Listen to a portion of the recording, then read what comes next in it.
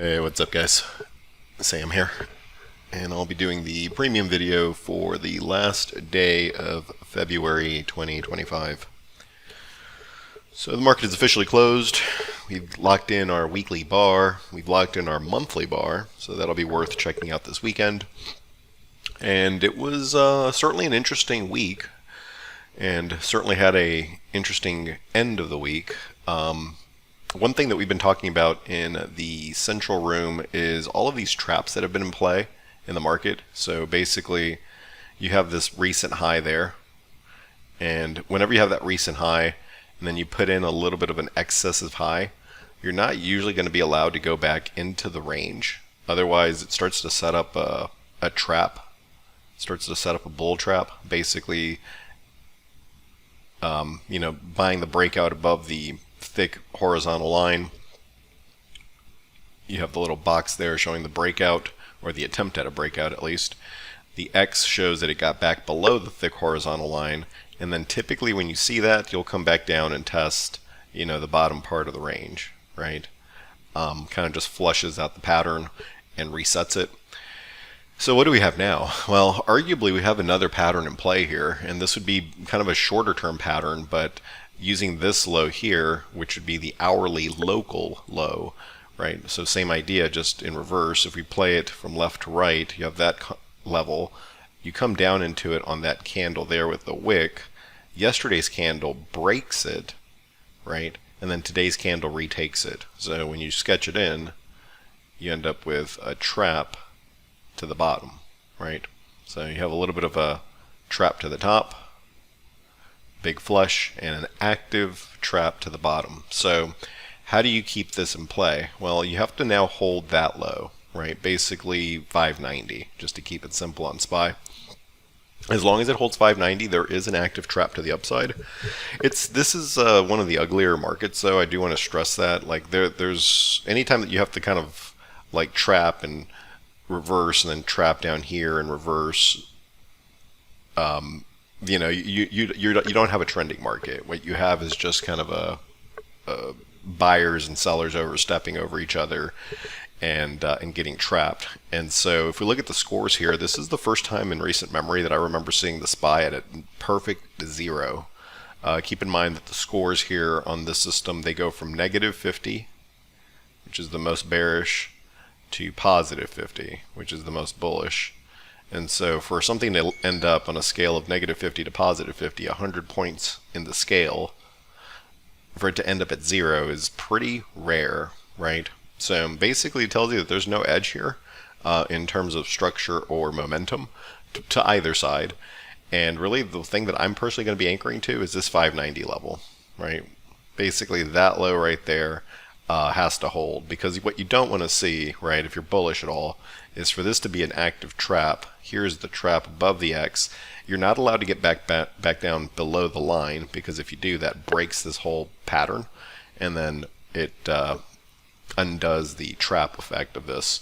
What you should expect, now again, it's an if this then that, is you have an active trap here at 590, and in that event, can you get back up here, to about 610, which is the top of the range, and kind of do one of these, reversing that. That's the expectation. Now, I do want to stress again, the scores here are not good, right? We've seen, well, they're not bearish, but they're just entirely neutral. So the only thing really that you have here is traps on the daily chart. On the weekly chart, you have a slightly more bullish picture, but it's still neutral. It's a neutral plus, which is a 26.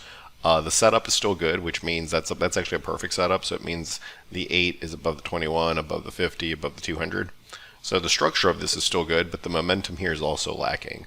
So oftentimes when you see something like this, it's one of two things. It's either A, it's going to like just spark momentum kind of out of nowhere, usually based off of a trap like I've shown you, or it's losing momentum and it's about to roll. So we don't really know which one it is going into next month quite just yet. This week, the last 2 weeks actually have been pretty bloody for the market, and just one day does not necessarily save things. But given the total context of what we're seeing, again, this 590 strike, in my opinion, is the anchor for this. And I don't think from a daily close, right, on an intraday basis, okay, it can flux around there on the 590, but on a daily close, I don't think it should be allowed to get back down below 590. As long as 590 continues to hold, I believe we could look, as crazy as this sounds to say, back into about 610 on the SPY. Let's go to the QQQ. So exact same thing on the Qs, just more dramatic. This one actually made it all the way back down to the bottom part of the range, which is fine. The scores are almost identical. The daily chart on the Qs is weaker. So if you recall, the score on the SPY was a 0, which is somewhat impressive of how neutral that is. This is still neutral, but it's a negative 17. So it just leans ever so slightly bearish, but it's just neutral, basically. And here we have the same thing, right? So left to right, there's your level. Here's your excessive high. Here's your break back to below the range. Here's the bottom part of the range. And we go all the way back down there, right? Classic stuff. And so understanding that this was the initial low of the range, we stretch that across. It's basically 500 at this point, which I think is easy enough to remember. And then you have the little trap there underneath, right? So exact same situation here on the QQQ. On SPY, it's 490. On the Qs, it's 500. And you know, realistically, could this get back to the highs here based on this pattern? It's actually not that crazy. We've seen much crazier stuff happen. There's going to be a lot more resistance here from about 13 to 20. There's going to be a good chunk of resistance. But as long as 500 holds, you might have them trapped here for a little bit. If 500 does not hold, however, then all bets are off. But 590 SPY and 490 SPY and 500 on the Qs keeps the dream alive. Let's go to the IWM. It's I don't even like looking at the IWM. It's such a mess all the time. So let's just see what we see here. We don't have to extrapolate as much. Basically, the SPY and the QQQ conversation, I think, is basically going to be the takeaway for this. Just understanding the trap dynamics. For those of you that are uninitiated with that conversation, you can just look up something like Wyckoff thrusts and springs if you want to do a little bit more book research into how these patterns play out. But it's pretty simple. You have a common high. You put in an excess of top. The bottom of the range is down here. Price goes up into the box, back under the range, and then we'll flush to the bottom part of the range. So that's what it looks like to the top, and then you just invert that to the bottom as well. So here on the IWM, this is a really kind of ugly visual pattern, just something that I'm just noticing here. This is a really kind of massive, ugly top. And for any of you that kind of have been watching my videos for a while, you probably know that I would like to be bullish in the very near term. And then I'm like extraordinarily bearish towards the back end of the year.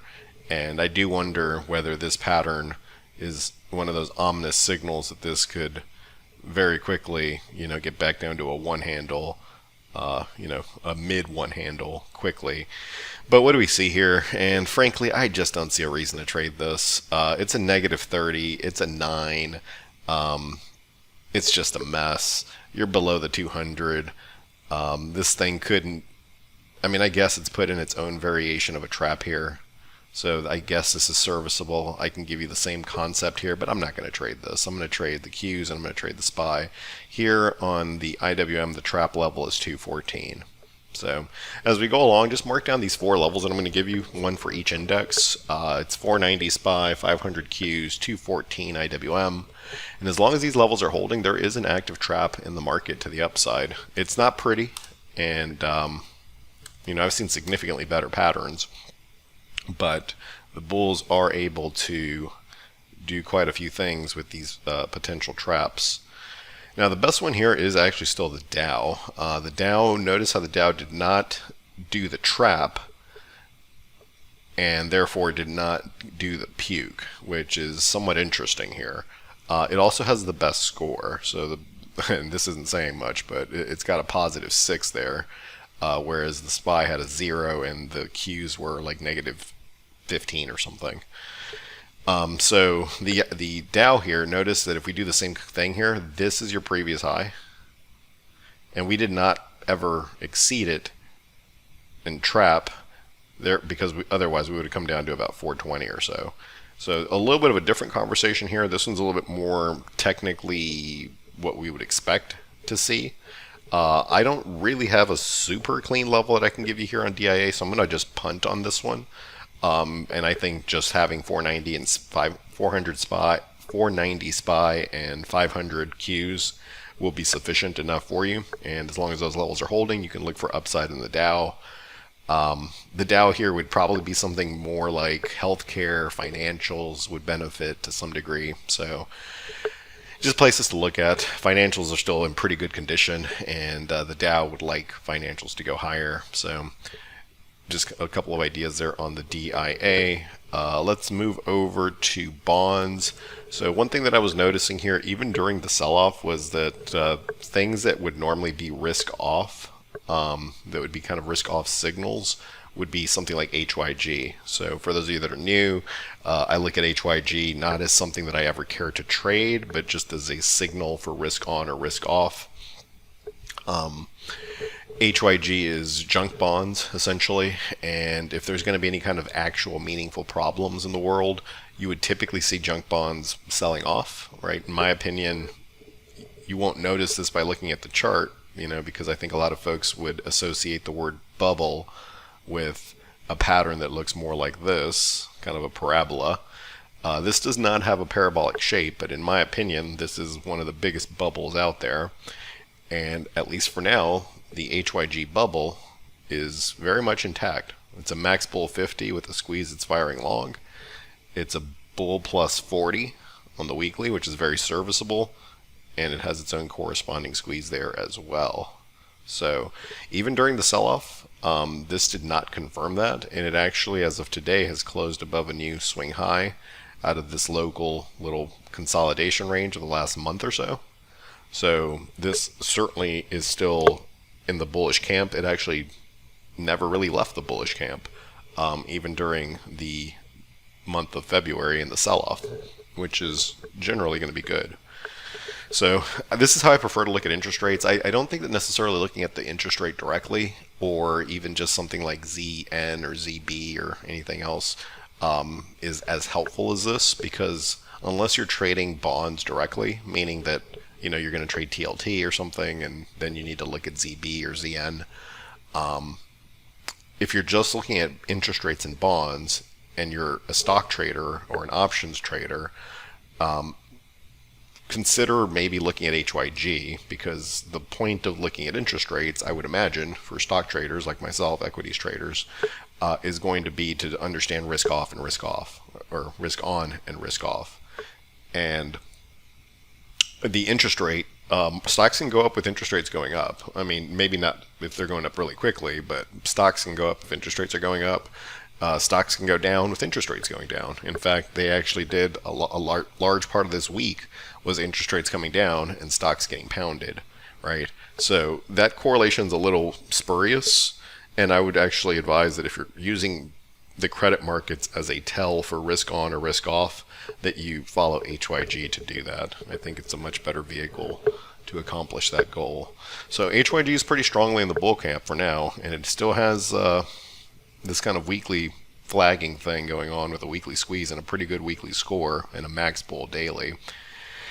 And so what do we have so far that we've looked at? Well, let's just focus on the Qs and the SPY, which is what really matters. And on both of those, you have active bear traps at the moment. So bull traps took us all the way down, and the question is, as of today, we have two active bear traps beneath those lows, 490 and 500 respectively, on the SPY and the Qs.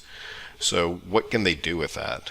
Well, can they take it to a new high is the question, and it sounds insane to say that. I frankly find it hard to believe as well that they could potentially do that. But let me also show you this, because this isn't something that I look at all of the time, but there's a couple things that you want to see in markets, and this is probably one of them if you're bullish. So this is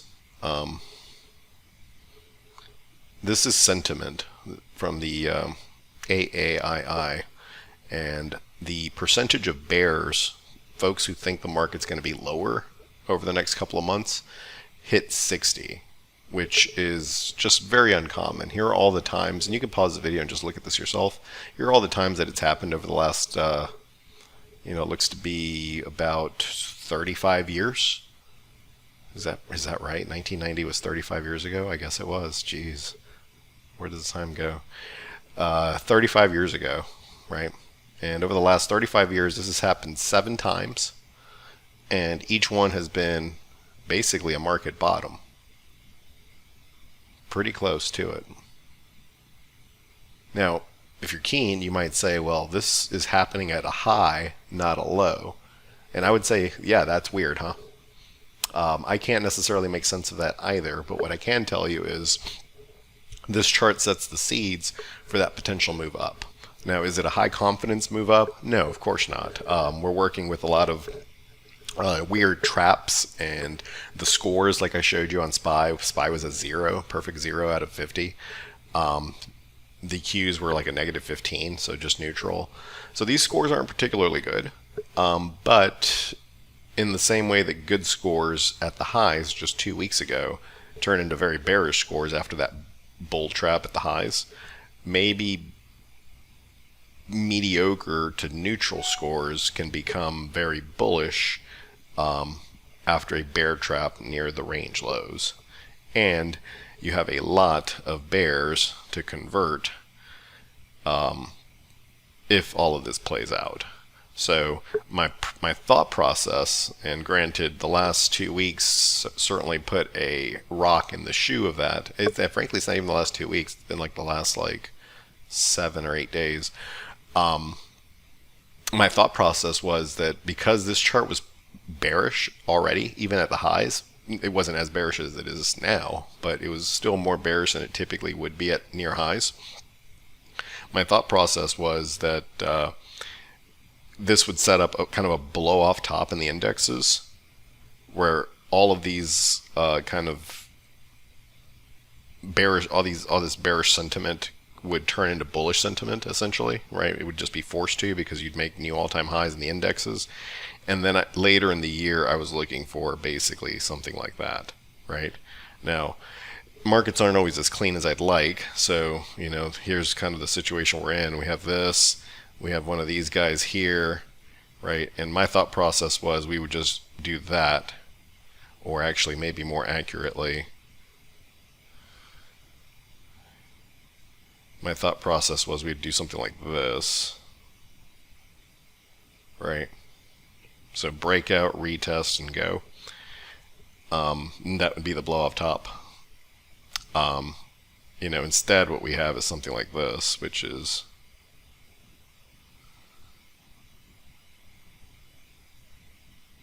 trap above,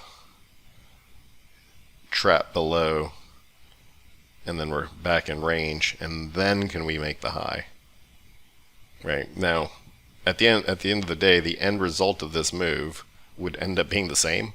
It just gets there in a kind of a funky way, right?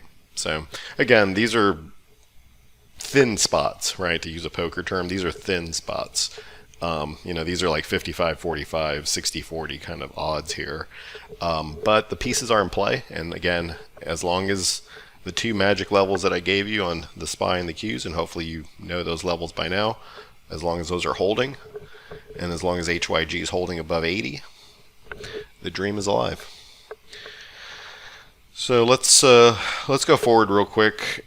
We probably could call it a video there. I think that basically covers the entirety of everything that I think is relevant, but let's just kind of close by looking at the VIX here. So getting the VIX to close below 20 is pretty important.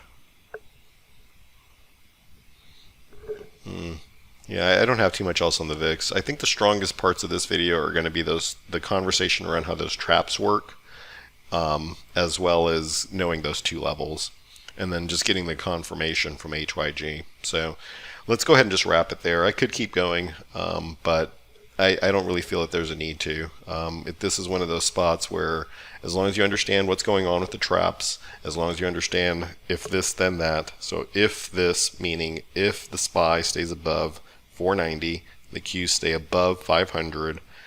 The dream is alive to push back into the highs. Throw in HYG above 80. If those levels break, right, let's say the SPY closes below 490, the Qs close below 500, and the HYG closes below 80, at that point, the entire setup, in my opinion, would be busted, and we would look for lower prices. But at least for now, going into next week, the bulls have their trap.